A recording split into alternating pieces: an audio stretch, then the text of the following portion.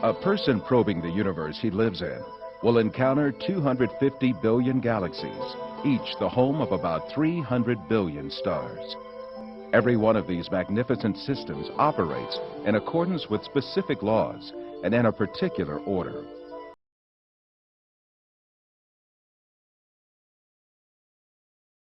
There is a plan, a design, and a balance in every part of the universe.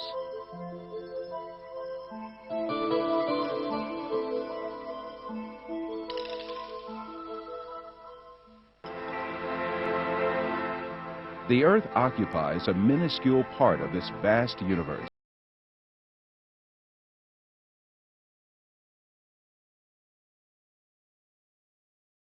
And it too has a perfectly designed system incorporating extremely complex and delicate balances.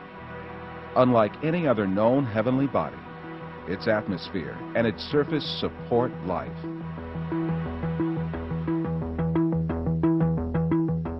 Water, which covers the biggest part of the Earth's surface, is one of the basic elements of life.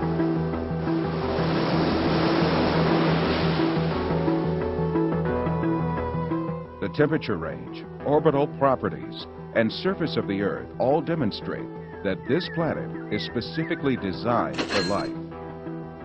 This unique planet of ours is the home of an incredibly complex and comprehensive vitality. Millions of different plant and animal species live on Earth in perfect harmony. This harmony is so perfectly established that it is capable of surviving intact unless deliberately intervened in by human beings.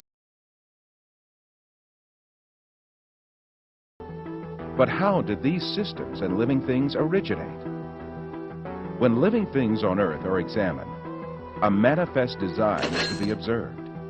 Every living thing is furnished with extremely complex systems that enable it to play its role in the overall system to the best of its ability. Since life is planned, designed, and organized, it certainly must have a creator. And that creator has been introducing himself to mankind since the beginnings of the world. He is Allah.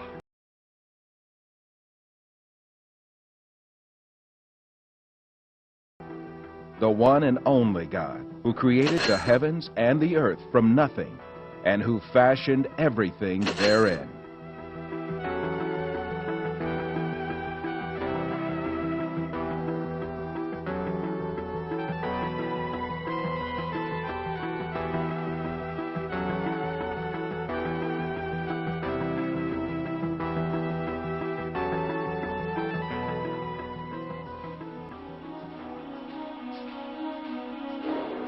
The theory of evolution that was advanced in the 19th century denies this evident fact of creation. This theory holds that the species on Earth were not created by God, but came into being as a result of processes governed entirely by chance. The founder of this theory was an amateur naturalist named Charles Darwin. Darwin expounded this theory in his book, The Origin of Species, which was published in 1859. Darwin's book was an instant success, but its popularity was due more to the ideological implications of the book rather than its scientific worth. Darwin's ideas provided considerable support for the materialistic philosophy which denied the existence of God.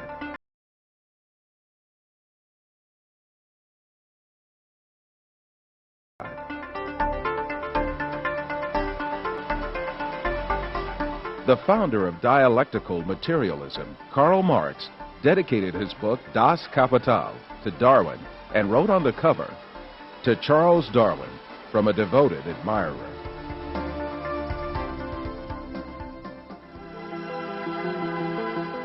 Darwin's theory argued that all species descended from a common ancestor by means of little cumulative changes in long periods of time.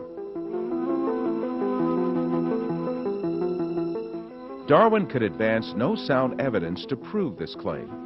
Indeed, he was himself aware of the great many facts that invalidated his theory. He admitted these in his book in a chapter entitled Difficulties on Theory. Darwin's hope was that these difficulties would be overcome by new scientific discoveries. But in fact, advances in science would refute Darwin's claims one by one.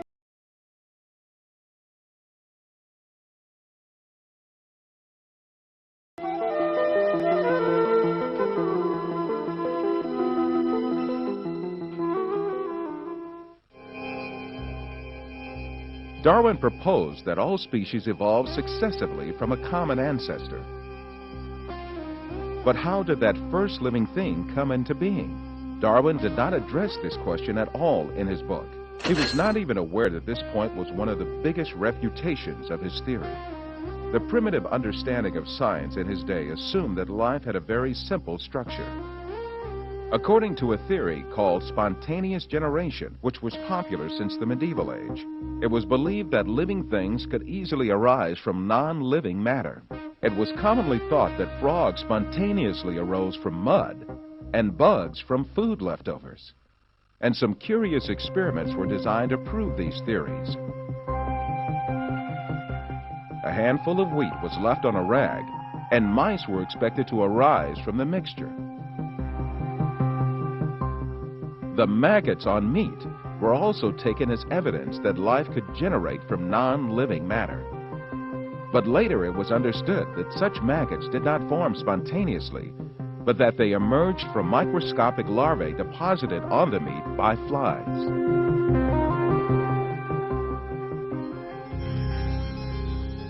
And in Darwin's time, the belief that microbes could emanate easily from non-living materials was very common.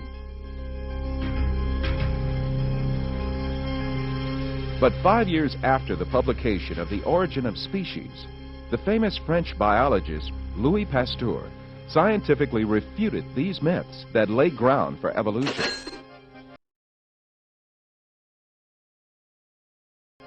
Pasteur, after lengthy studies and experiments, reached this very important conclusion. Can matter organize itself?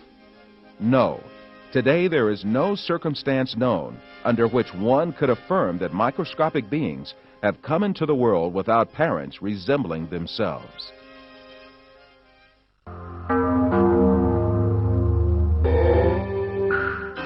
The first evolutionist to take up the issue of the origin of life in the 20th century was the Russian biologist Alexander Oparin. His aim was to explain how the first living cell, the alleged common ancestor of all living beings according to the theory of evolution, could emerge. In the 1930s, Oparin formulated a number of theories to show how the first living cell could arise from inanimate matter by chance. However, his efforts ended in failure, and Oparin himself had to confess. Unfortunately, the origin of the cell remains a question that is actually the murkiest aspect of the whole theory of evolution.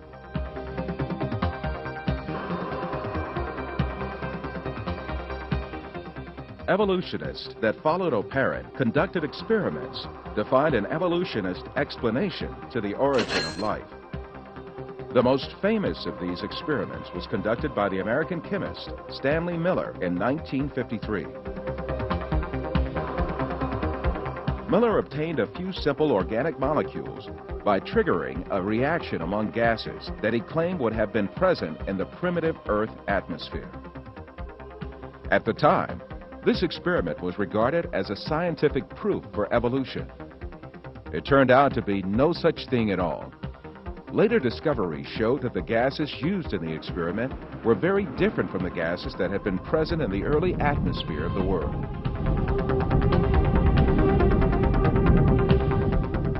Miller himself eventually admitted to the invalidity of his experiment.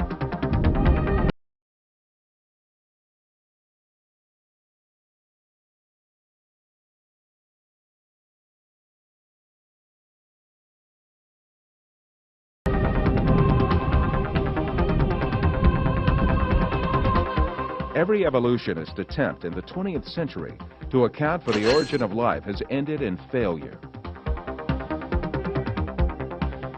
Jeffrey Beta, a professor of geochemistry and a leading advocate of the theory of evolution, confesses this fact in the February 1998 issue of Earth, one of the leading periodicals of evolutionist literature.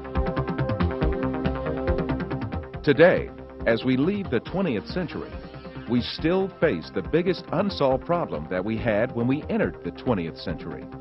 How did life originate on Earth?